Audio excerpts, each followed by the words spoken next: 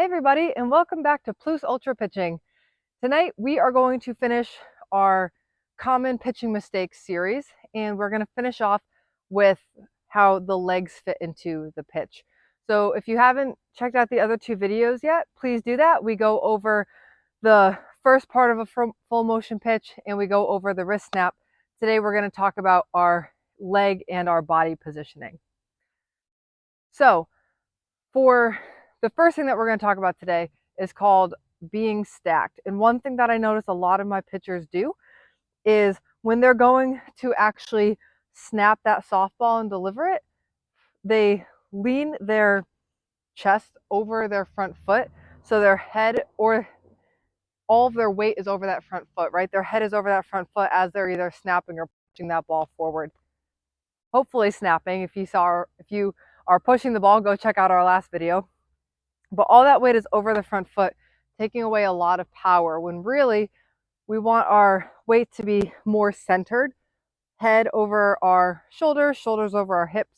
I also like to tell them to try to keep your nose over your belly button throughout the whole pitch.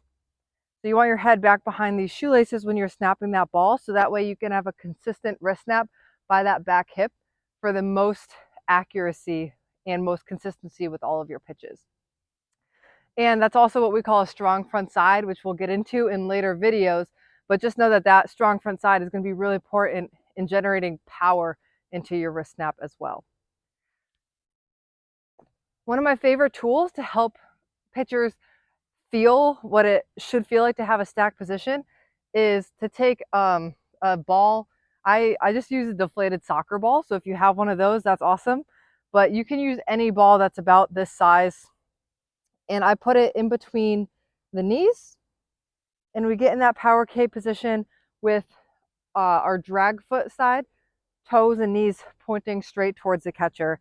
And you are going to be actively squeezing this soccer ball with your two legs. This is going to help build the muscles needed to stay in this nice tall position. And from here, you can do any drill that you would normally do from a power K position, whether it's a wrist snap drill or a backward circle drill. I have a lot of my pitchers do it in the beginning part of our warm-up with their wrist snap. And then I also have them keep this ball between their legs as they do the backward circle drill to the net or to their catcher. So soccer ball or any sort of ball in between your legs is going to build those muscles and also help you feel the position you want to be in. Because if you try, once your body tries to lean forward and push that ball, you're going to drop that soccer ball. So the goal is to try to keep it squeezed between your legs throughout the whole pitch.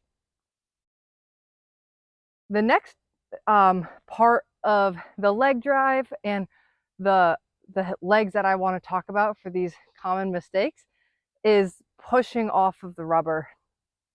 I see a lot of girls opening up their hips too early, meaning if you were my catcher and I was pitching it to you, instead of driving both hands and having both hips and shoulders facing towards the catcher throughout the whole pitch,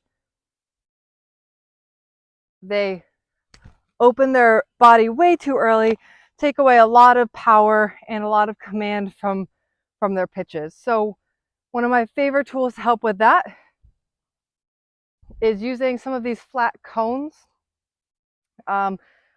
I happen to just have these laying around. I don't know how much they cost, but you can also do this with like a shoelace or something. I'll explain that in a moment. But just taking the cone, it's kind of like a soccer cone if you've ever played soccer, or if you have a parent who has coached soccer before, just steal some of theirs. And you're going to put the cone upside down on the ground with your toe in the middle part of it, and you're just going to pitch it normally to your target. On dragging that cone behind you the whole way. What this does is it gives you really reliable feedback on whether or not your foot is in the correct position, because if you're opening too early, your foot's going to come up and out of that cone, or you're going to kick it off to the side. So the goal is to drag that cone with you the whole time. If you don't have access to a cone, but you do have shoelaces on your shoes, you can just take the shoelaces right out. What I used to do was just kind of put it right in front of where I was pitching, and I would do the same thing, full motion pitch, with the goal of, instead of dragging the cone, you're just trying to drag that shoelace behind you the whole time. I hope that this was helpful for you. Like I said, we are talking about staying nice and tall and stacked, keeping our upper body back behind those front shoelaces, and also making sure in that position where we're reaching towards the catcher, we're keeping everything moving straight towards our target and keeping our toe on the ground and driving forward the whole time. If you haven't done so already, please subscribe to my channel. I put out new videos every week.